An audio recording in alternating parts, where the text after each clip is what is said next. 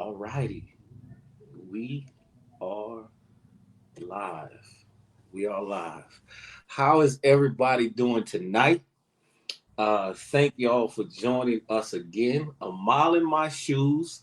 Uh, Tonight's guest is Mrs. Diane Kirksey, and we're gonna jump straight into her story. If you guys have questions and comments, you're more than welcome to add them. And without any further ado, here she goes, Miss Diane. Welcome, welcome, welcome. Hi, Brandon. How are you doing tonight? I'm nervous, but I'll loosen up as I talk. Um, I did want to say a few things about doing this. I don't. I ask myself, why does somebody tell their story? Because I don't really think just simply promotion is a good idea. I think we share our stories to share our experience, strength, and hope. And the reason for doing that is because if somebody doesn't know what we might have to offer, then they don't know they can for something. And so that's the reason for doing this. And I have something to offer, first of all, and I have a happy story at the end, but it's not happy all the way through. So I do want to say before I get started that there's the ending is good, so don't leave. Um, what I have to offer is I teach compassionate communication training, and I often use words that are. What I have to offer is I teach There we go. I'm with you. that are misunderstood in our language sometimes, like silence, humility, compassion, um, emotional learning, ethical learning, and genocide and incarceration and violence, all in those same topics. So hang on, either getting sad or boring, because I'm not in the long run. I had told Brandon what I was going to talk about, so I'm going to try to stick to that. But here I go, kind of from the beginning. Brandon, please ask me questions if I start to ramble. I got a question already for you. Go Where, ahead. where do you teach all of this in?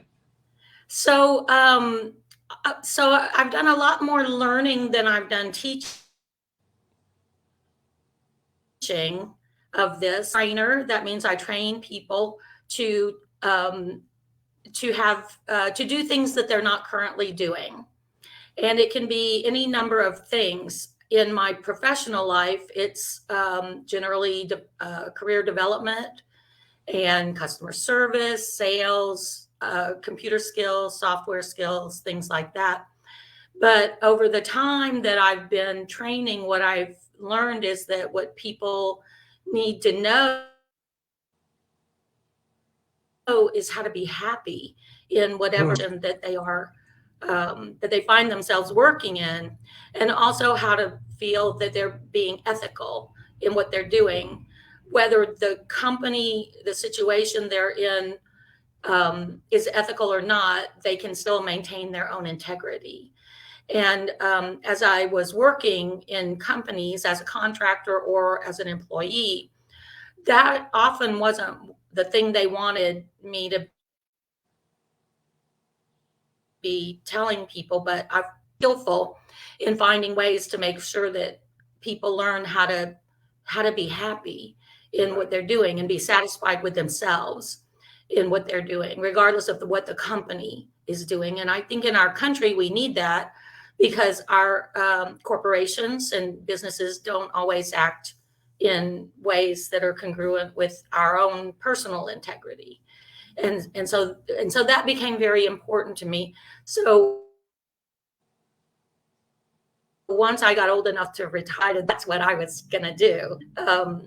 So I began, as even before I retired, to take training from the Highlander Center, which is an MLK nonviolence center, the Gandhi Center, and and the DC Peace Team, and learned about nonviolence and compassion.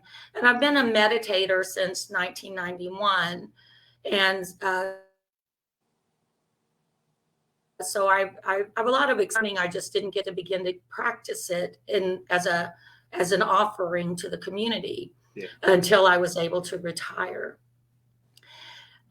So why am I doing this, and why is that important to me? I grew up in a family that has generational violence. We have gun violence, we have incest, we have sexual violence, domestic violence. My dad beat my mom and my stepmom. My stepdad beat my mom, beat each other. They hit us and we fought back. And there was incest in the household, and the tool we were given to deal with that was a half a cut off broomstick by the bed. And so this is the first time I have spoken about that outside of a recovery room, as in incest recovery and Al-Anon and things like that. So you guys are hearing this story for the first time. Wow. And that's why I'm kind of nervous. Thank you when for allowing. My mom finally left my stepdad, I actually came home from school and she was not there. And I didn't have a place to live. It was sometime later that I found out that she had actually found a group of women who would help her, but she couldn't tell me where she was because then he might be able to get that information from me. So she didn't tell me until I found another place to live. It was with a guy I met, and then I eventually became pregnant and had my daughter, which is a blessing. And but it meant that my family was split up in a number of different ways. My brothers also didn't know where my mom was, so she left with our two youngest siblings. And that was the first time when I finally was reconnected with her. I found out that sometimes you have to do something that seems to be wrong to people at the time in order to do the right thing, and that you can't always reveal to everyone what you're doing, what your strategy is, and what your intentions are. So let me try to get back to what I was going to what I told Brian I would talk about. Brandon, I'm sorry. What I was going to talk about is that when I was because it is a spiritual thing, when I was in my early adolescence, I got saved. At the time, it was in the 70s, so there were Jesus freaks, right? So I became a Jesus freak, and I still am in a different way. And but what I was doing, I joined a church, and I was very active, did Bible study, went to Bible camp, memorized Bible verses. But what I wanted and what I was praying for, and the reason behind why I did it, is because if you believe, if you accept, then Jesus and God are going to take care of you. And that didn't happen. So I was really mad, and I had a really big resentment against God. Never for Jesus, because that's a whole different story. But I was really like, okay, God, you should be in charge, and this should not be happening. So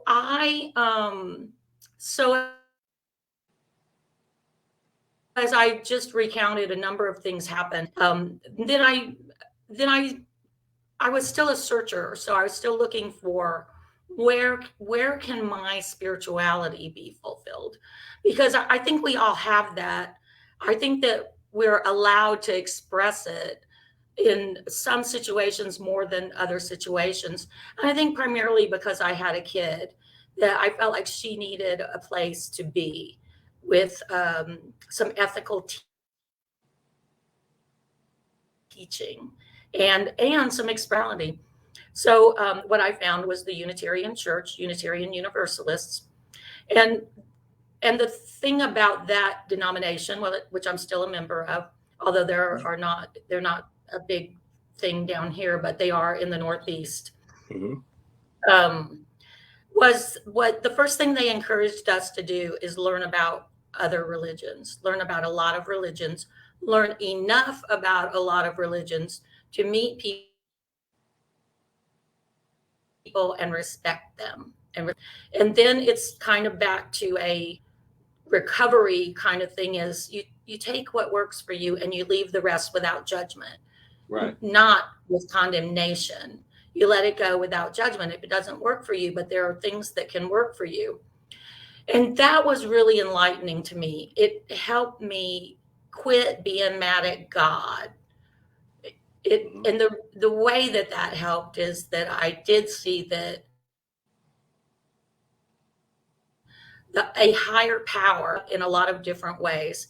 It's when we close ourselves off to the possibilities that sometimes we become stuck. And I think well-meaning people get stuck. And let me move on a little bit more because that's not even the big part. I mean, that's a big part of the story. But the next thing was that I went into recovery. There are 12-step groups for almost everything you can think of, but incest is one of them, as is Al-Anon. Whenever you're in anyone that is to anyone who has an addiction problem, and we all have addiction problems. We're addicted to TV, we're addicted to video games, we're addicted to food, we're addicted to buying, we're addicted to all kinds of things. So everyone's eligible for Al-Anon. But the requirement in Al-Anon, or the very strong, gentle encouragement, is that you practice you have a spiritual practice, and that's prayer and meditation. And so my did not have a quote unquote requirement that I practice, but my sponsor did. So, like, I'm not going to be your sponsor if you're not going to pray and meditate. And so, Right. the other thing was that Al Anon gave me permission to find a higher power, which my denomination did also, to find a higher power that I felt comfortable with.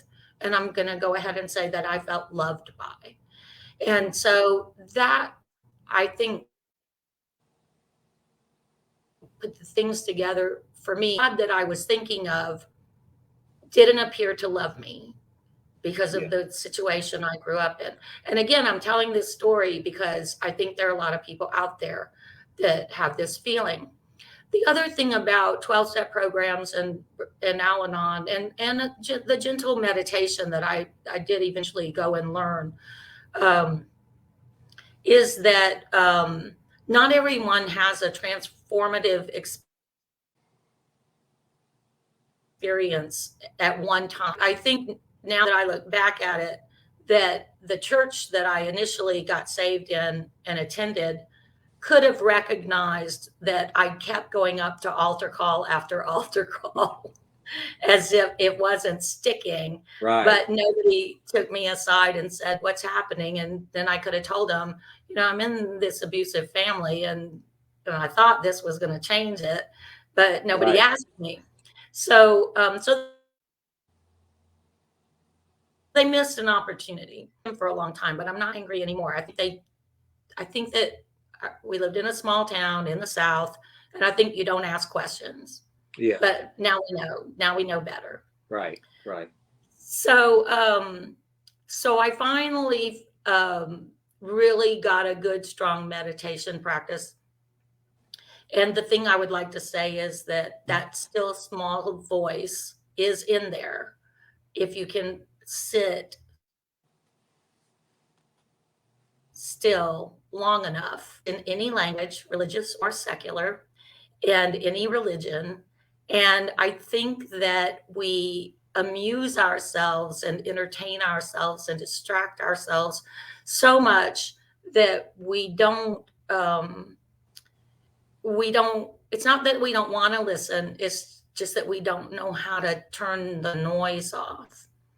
So Yeah. that's one of the things I wanted to say, that I don't think it's so much which faith you, but that you have a practice. And I'm so happy for this opportunity. And I was really scared about it because I thought, oh gosh, do I have to be all about like one particular kind of religious phrasing or Your spiritual your phrasing? story. And you did comfort me on that. So yeah.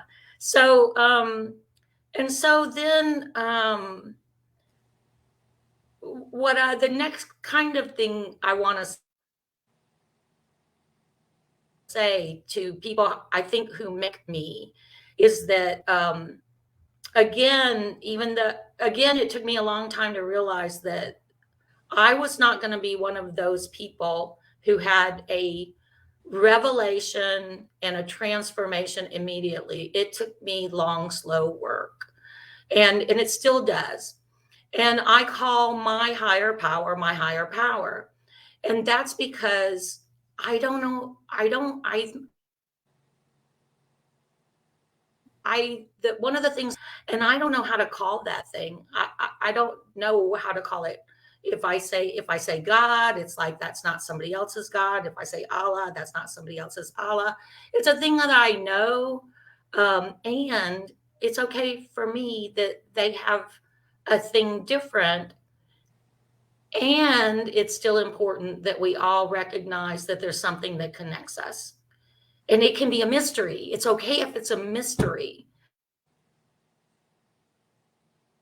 But continually practice regularly, and reach out to each other and not get too scared. Fear is the thing that will stop us. I got a question for you. Go ahead. With everybody having different beliefs, right? And all of us claim what we believe focuses on love, right? No matter what it is you believe in, right? Why do you think it's Yes. so Yes. why do you think it's so hard for us to accept, like, if you call it this, it doesn't change what I believe and what I call it. Why is it so hard to accept somebody else's beliefs if what I believe says to love those? Why is it so hard for me to accept if you don't believe what I believe? Why can't I love you because you don't call it what I call it? Why is that so hard for us? Those are very important. So you broke up a little bit, so I didn't get the whole thing of your question. I said, if the basis of what we believe in is supposed to be love, right? Why is it so hard for us to get along if you call it this? I don't have to change my beliefs. If I believe in Jesus Christ and I don't have to change that to love you. But why is it so hard? Like, if you call it this, then I just want to fight you. Why is it so hard for us as people that if somebody believes in something Yeah, different, I just I think write you that off? so so words do a thing to us. And this is why I'm saying silence is important and a practice. And so yeah, that's right, Brianna. It's fear. When we hear words and we become afraid of what we think. Now, this is important. This is why I do the little quotation marks. What we think another person might think when they say that words. So you see what we're doing is we're separating ourselves from the person. We're thinking about what they might be thinking. That means we're not using our feelings to feel what they might be feeling.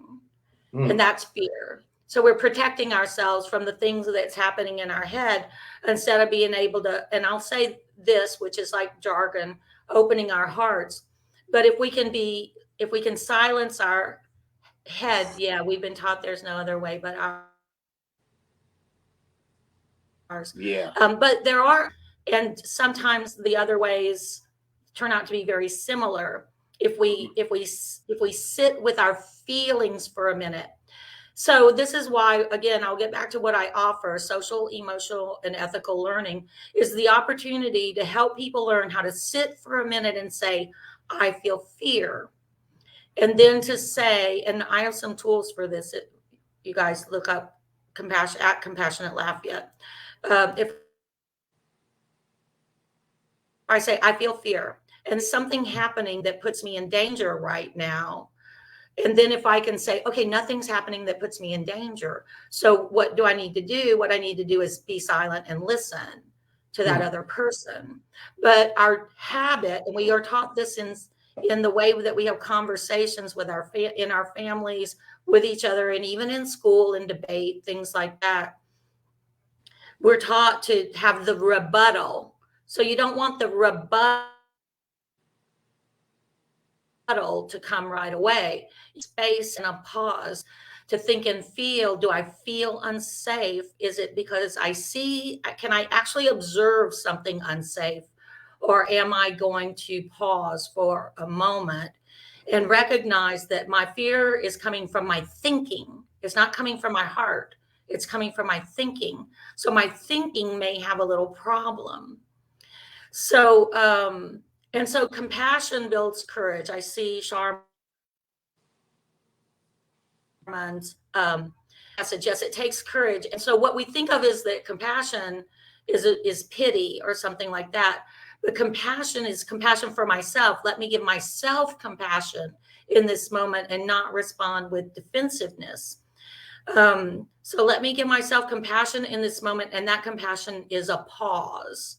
And in that pause, I can say, oh, I don't have to say something back to this person. Right. Exactly. Oh, that's a good one. Some of us are not. Go ahead. That's a good one. Someone not confident in what we believe, so others' belief systems cause us to react negatively. Right. And so there are two words that I use a lot that are misunderstood in our common language, and they are compassion is one of them, and the other one is humility. So it's okay for me to not be confident. That's humility. Something I am humble that perhaps my belief is different from this other one. Not that it's not better. It's just that I don't have to convince them to my way. I can have humility. Mm-hmm. I can have the humility to listen to them. And that's what Jesus taught us. Yeah. To be humble and to listen to what the others say. And then we may have something to teach at the time, or we may just have to say, I hear you. And also one of the reasons for doing that is to not look at every interaction as the only one. So it's not important that I get my point across. It's more important that I create an environment or an interaction where I will be able to see that other person again and speak again. And I'm talking not just about to try to talk to them about religion, but to try to talk, or spirituality, but to try to talk to them about family violence and to talk to them about incarceration and racism. And I use this word genocide. It happens in our world. And if we are afraid of the words and we put up defensiveness, then we don't know how to create strategies that actually can create collaboration among people who truly want nonviolence and who truly want to have connection. I'm gonna just say I'm enjoying this. I'm taking notes. Okay. I'm taking notes.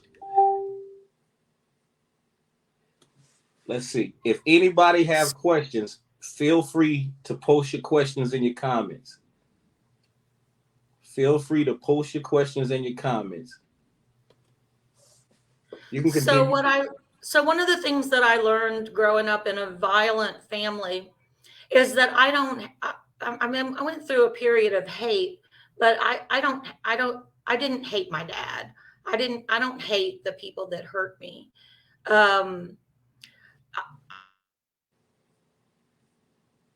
I can and not hate the person.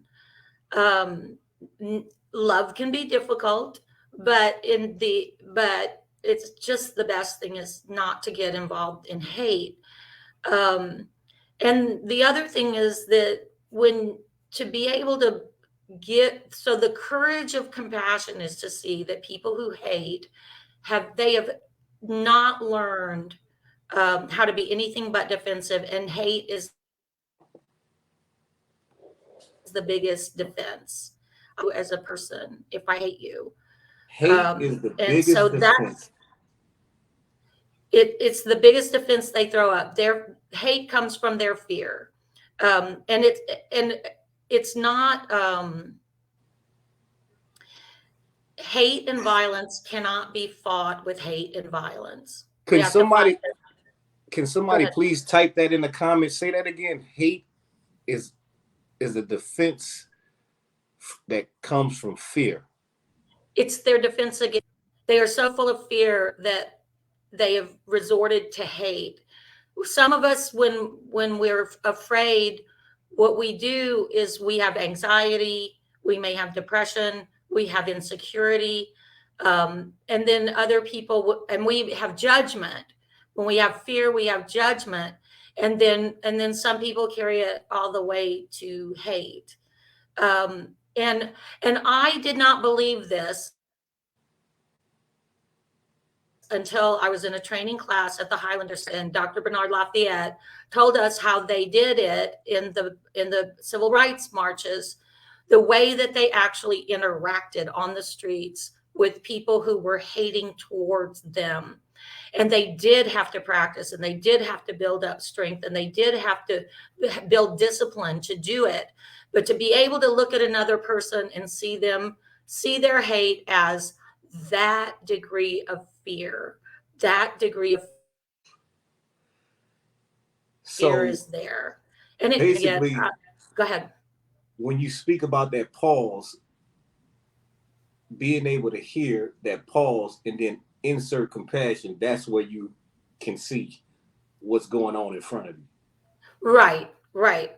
And so what we learned, so right now I'm about to finish up a training with Emory University's Center for Contemplative Science.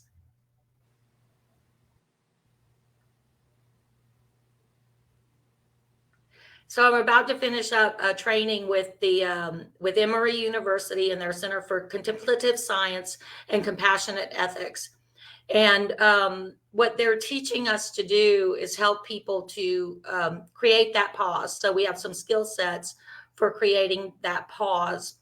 And then also to be able to look at another person and see that there is when they have fear, that can create a situation where they follow that fear rather than taking the pause. They follow the fear into hate, but we can follow the emotion into a more constructive emotion.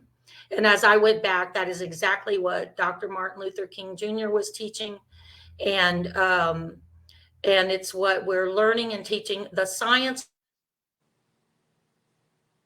of how the body reacts to fear and judgment, and then how we can create in ourselves a place where we don't respond to that. Can you say that? We Can don't you say react that? to that. Can you say that one more time? How that process Yeah. goes? Okay. So what we're learning is the science of how the body works when we experience fear, and how we can create that pause that gives us a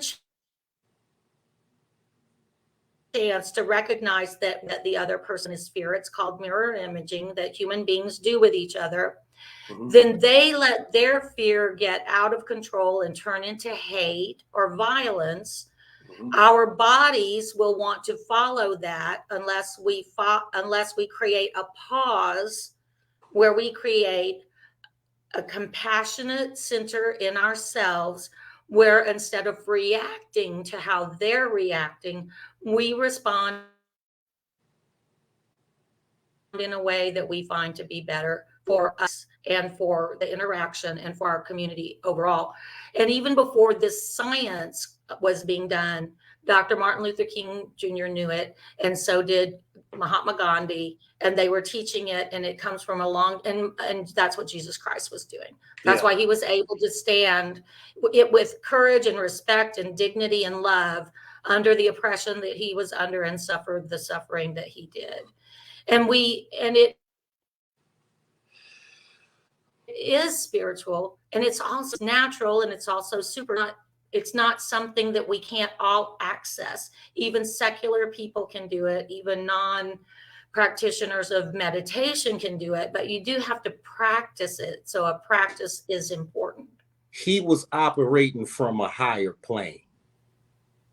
And we can all reach a higher plane. We don't have to call it the same thing. We don't all have to call it God. We don't all have to call it Allah. We don't have to call it Buddha.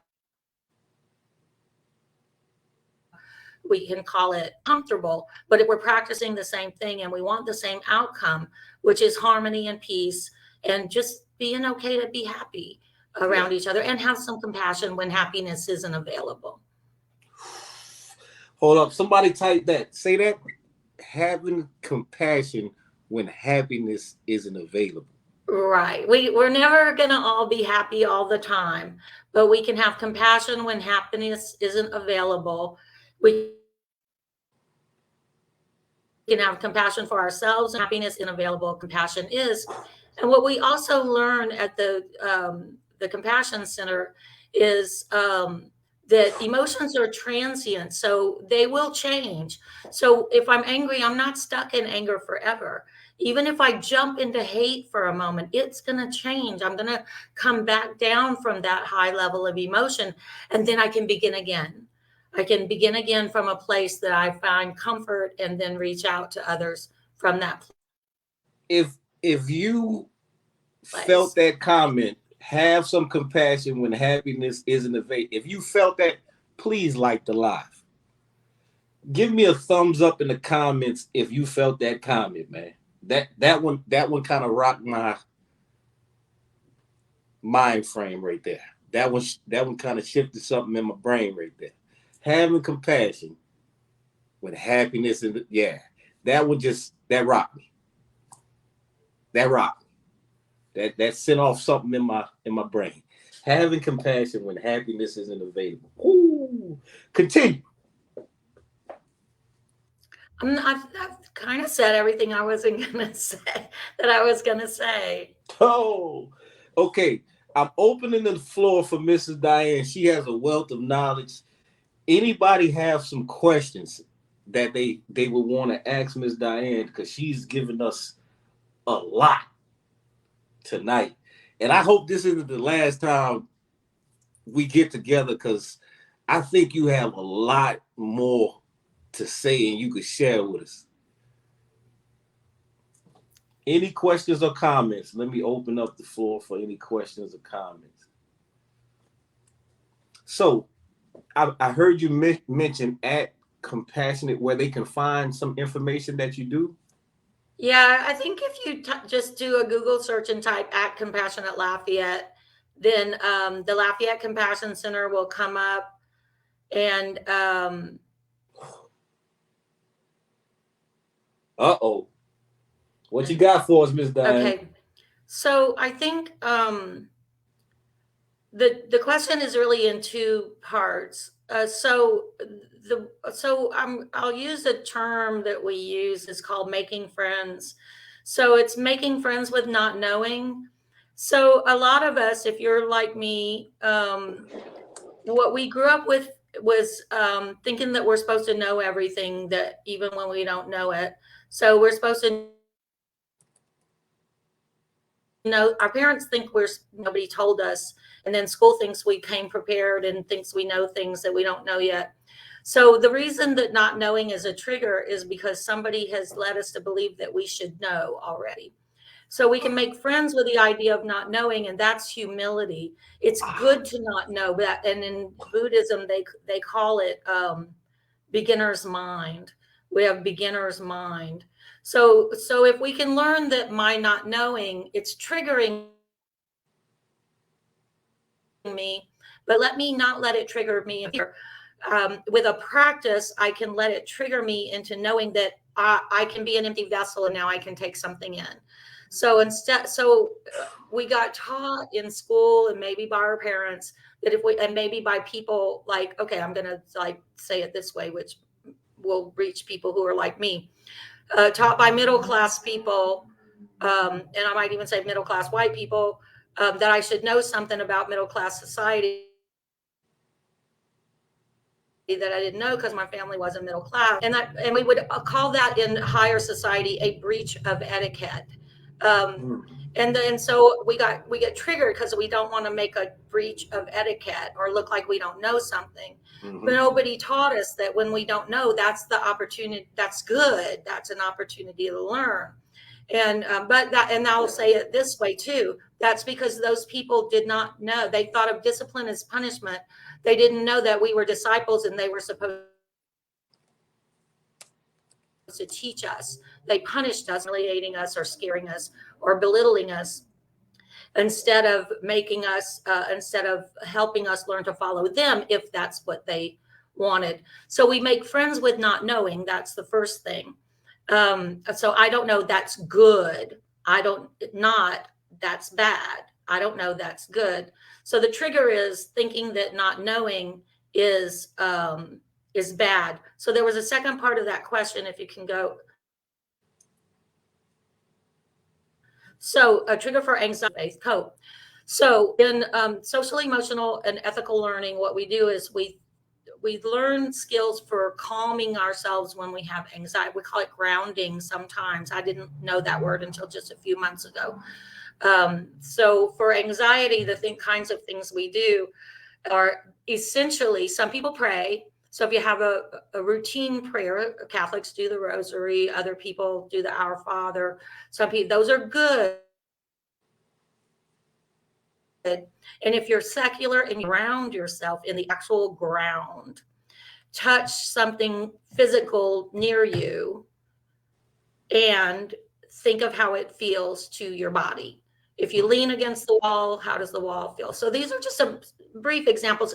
And I also thought they were silly until I practiced. And then I said, okay, yeah, this really helps because it takes my mind off of my anxiety and onto a physical thing around me, even if it's just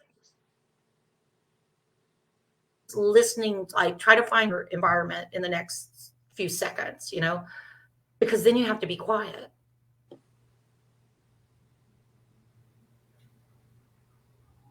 And I can hear people outside. So if I was really anxious right now about that question, now I can hear a car going by. I hear other things. I got out of my anxiety for a few minutes. The other thing that takes us out of anxiety is curiosity. And so if I get anxious because I don't know, if I can curious, and I'll give you an easy one, and I just happen to have a prop. So if I am afraid, and I'm always afraid about not knowing something around people that are smarter than me, or people who are more wealthy than me, or people with more education. So a thing that will get me back to curiosity about not knowing is so silly, but please bear with me. Can you see which way do I have to go with this so you can see it? Down. Let's see. Bring your camera this way. Crayons. Now, I can see it Smell now. of crayons, the curiosity of children. When they don't know, they ask, why do you feel that way? Why do you think that way? Where did that come from? Right. So, and I do, because I have kids. I don't have kids. I have little kids that come over after school. That's why I have crayons. And their curiosity just helps me ground myself into a power greater than myself, that gets me out of my anxiety. And let me express a different kind of way. Look at this. The anxiety about something I call it's reverse humility. If I think I don't know something and that's bad, that means I think I'm so great I should know this. Humility is being right-sized. There are things I don't know, and that's because I'm human, and it's fine. It's actually perfect if I learn anything. So, and that's a hard thing to learn because our society values knowledge and information, and being up on the news and everything. But not knowing is good. It means I get to ask a question. I get to learn something new. And if I ask a question and they tell me, they may see it in a different light too. So I may be having that still come through me to reach them simply by my question. So my Mm-hmm. not knowing may be a gift to someone else who thought they knew it in one way, and then they get to hear it from their own mouth in a different way. And that works with hate, because when you ask someone why they hate something and they tell you and you let them, they hear what they said. And they may be able to hear how little takes. Mm. They may hear their fear. Powerful. Powerful. Do we have any more questions? That was, like I said, I'm going back and watch this after we finish. You give it a lot in this small period of time. Do we have any more questions, comments, or questions? Wow, wow, wow, wow. This is blowing my mind. So we got cut off when you was telling them where they can Google and find some of the work at. I think if you Google at Compassionate Lafayette, the Facebook page will come up, and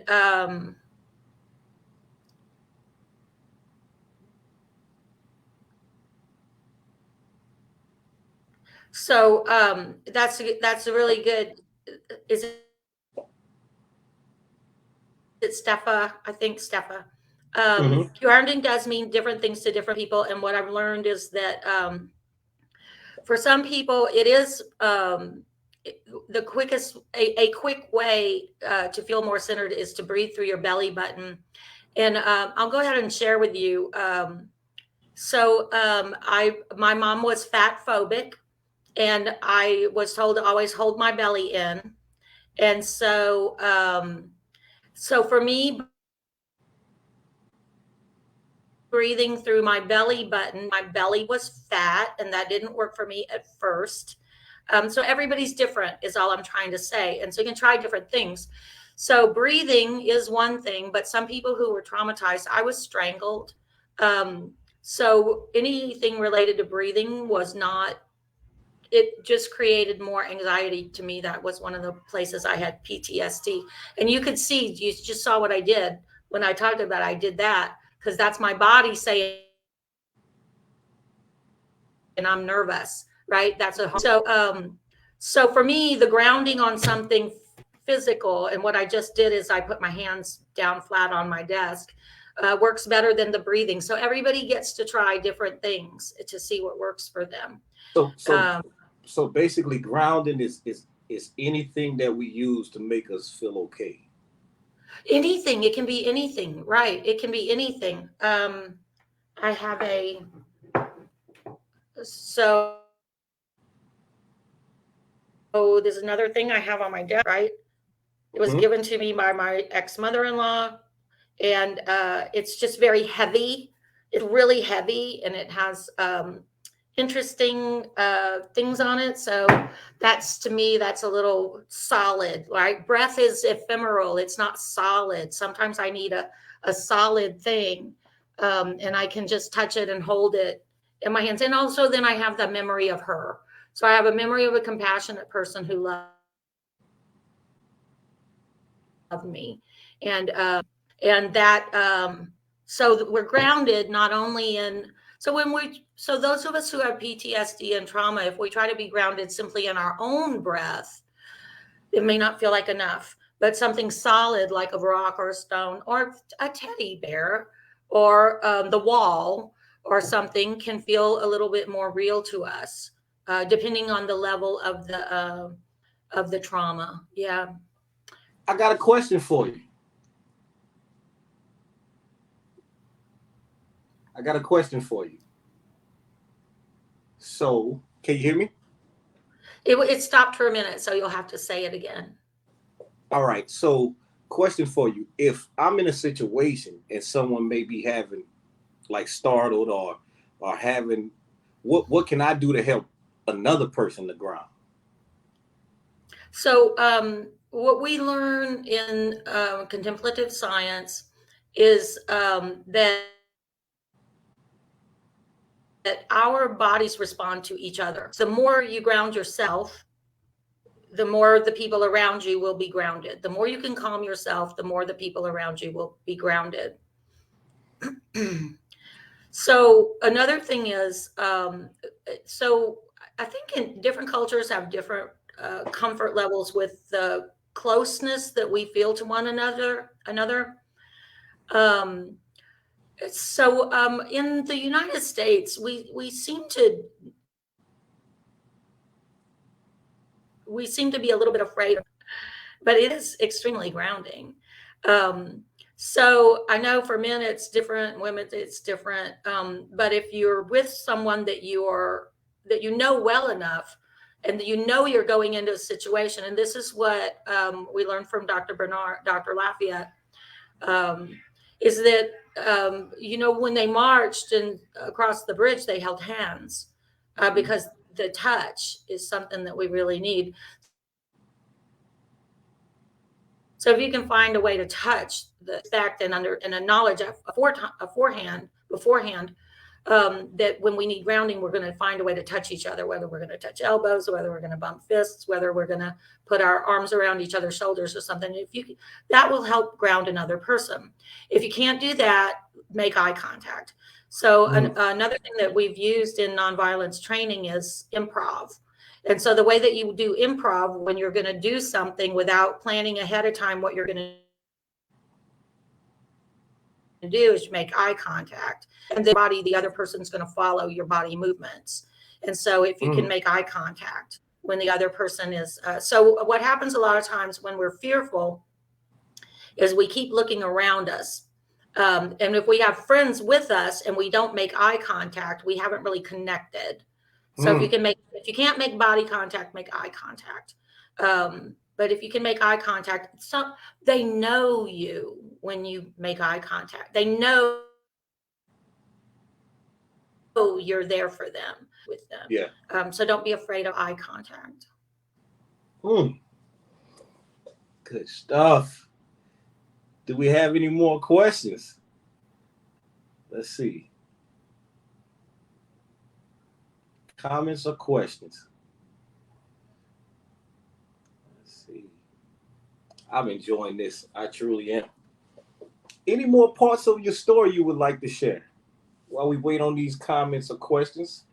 Look, the people have got a lot of information, and like I said, I hope that they share this and go back and rewatch it, because you've given a lot of information, valuable information. So it's a good start. My last question to bring it together. We started off talking about how people with other beliefs have a hard time in this world. What can you say, or what would you say that would help people that struggle with dealing with people who don't have the same beliefs as them? What could you give? So I think that there are very well-meaning people. There are very well-intentioned secular people who are very uncomfortable with religious language. So those of us who are comfortable with different religious language really serve us well to learn to use secular language to speak with them. And those of us who are secular, it would be well for us to learn not to ascribe bad intentions to religious language. The situation we're in right now is that we do see that there have been what do you call it? Christian nationalists, religious language in ways that is not helpful. So that means that secular people and some liberal religious people become very afraid of sacred language. So both of us, both ways we need to work it. That secular people find a way to feel safe with religious language and not immediately be afraid of religious people, and that religious people learn how to use secular language to say the same things. That's what's useful for me. It may not be useful for everyone. In Mm-hmm. anything I've said tonight, take what is useful to you and leave the rest. I'm not here to convince anybody of anything. I just wanted to share because I don't have a platform, and I don't do this very much. Any more questions? I definitely got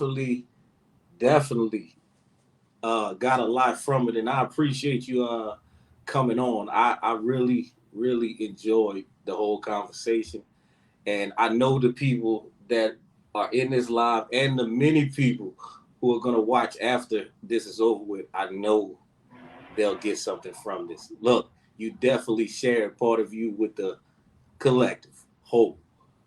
I Okay. definitely got something from it. Anything else? No, I'm just real happy that we did this. Look, you was nervous at first. You did I it was real like a scared, real good. you, you did it like a champ. You did it like a champ. You was nervous. It was great. Hold up. We got something. Let me see. Hold on.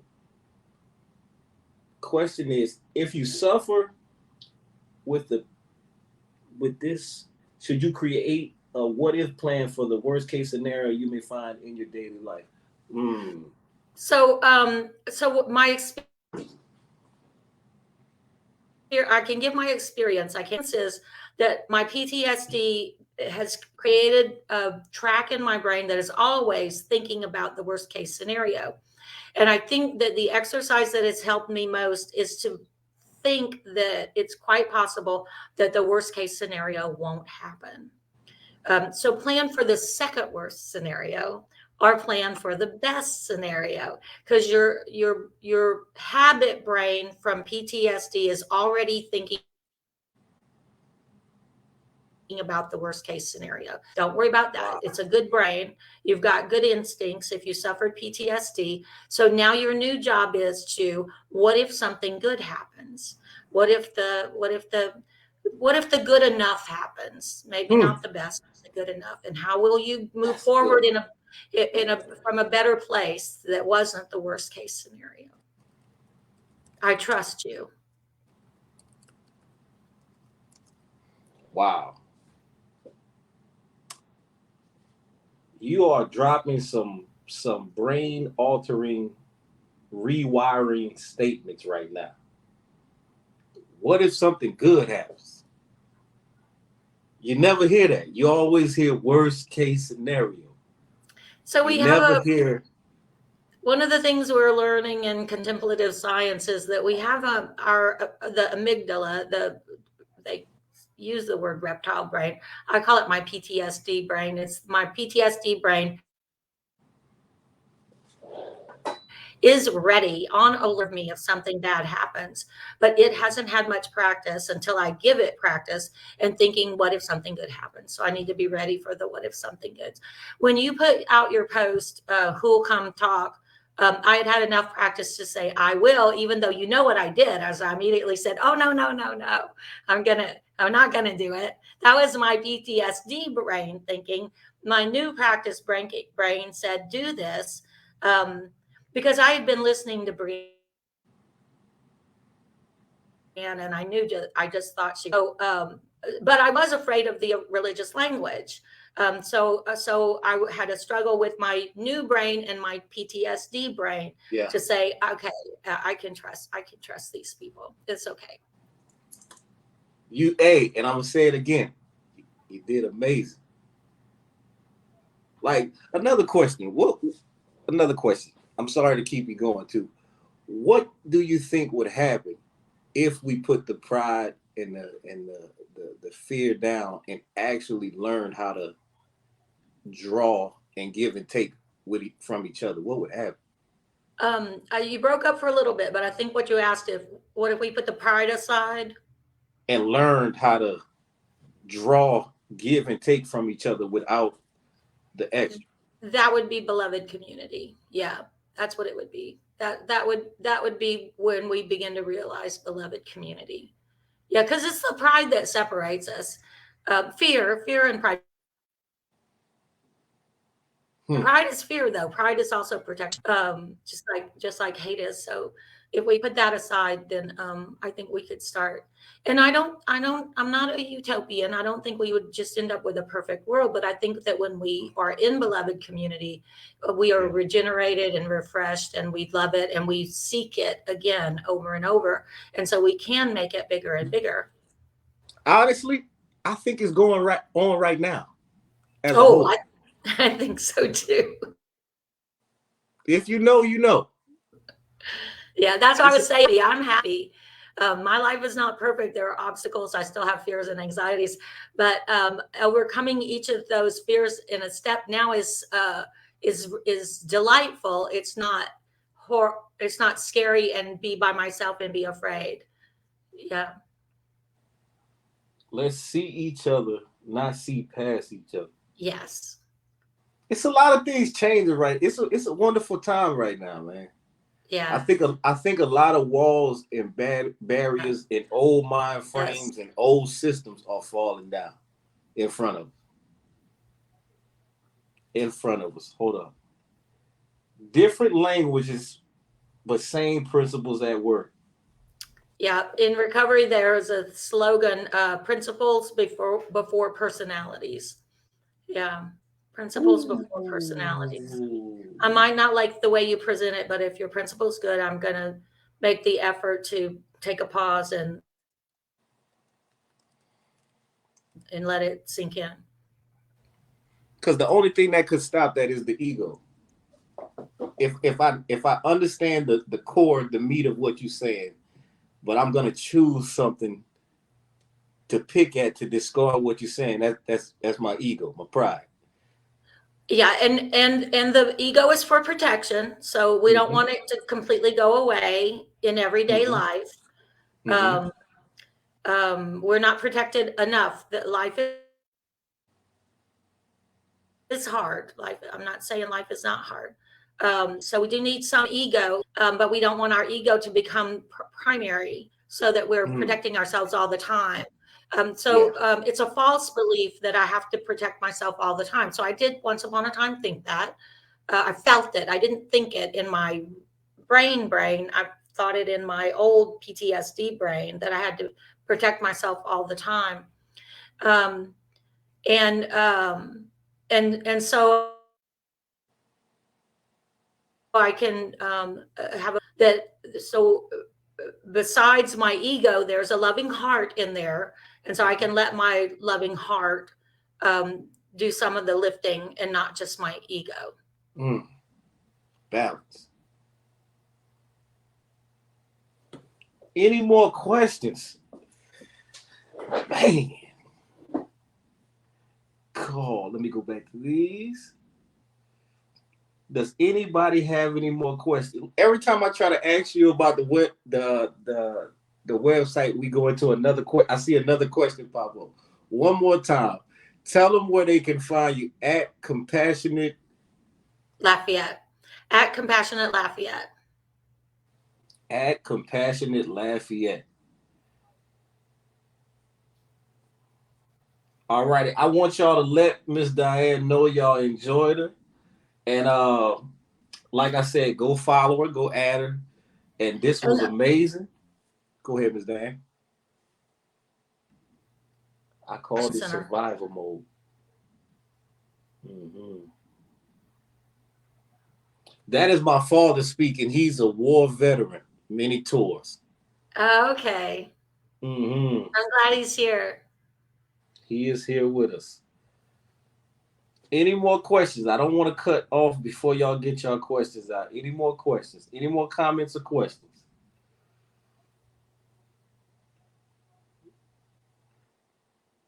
Yeah, compassion said, yeah. The old PTSD. Any more comments or questions? It wasn't what you thought it was going. I'm telling you, you did amazing. It's so much information I got. If you know the type of person I am, I'm gonna go back and eat, and what I'll do, I always go back and listen, and then those clips and those moments that you spoke something powerful, cut that up, post that. Cup that up, post that. Because even if somebody won't watch the whole thing, even just having a clips of those major nuggets that you gave us tonight. Wonderful information. Appreciate y'all all coming. If y'all could do me a favor, please share this live, y'all, so others can hear this information.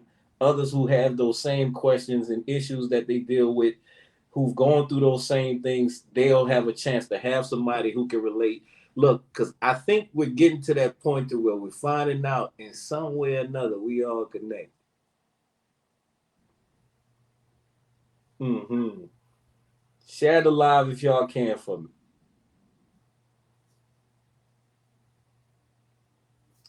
Give it a second. Mr. Shannon, once again, enlightened, very enlightened. Appreciate you coming and watching with us, Mr. Shannon. Look, I definitely gonna have him with us too again. This blew my mind. Now you know, as soon as I get off, me and my wife Brianna, we gonna be talking about for all night about this. Matter of fact, babe, I need a hug. Miss Diane got me wanting. I need a hug right now. I just need a hug. All right, Miss Diane, thank you again. Thank everybody. And like I said, share it. Please share this to let somebody else get this information. I enjoyed it, and I'm going to continue to keep doing this. And like I said, if you have any more information that you want to share, you know how to get in contact with me. I have you back again so we can do it again because I think you got a lot more that we can get from you. Please come back and share some more with us. Okay. Thank All you so right, y'all. much. Have a good night, everybody. Good night.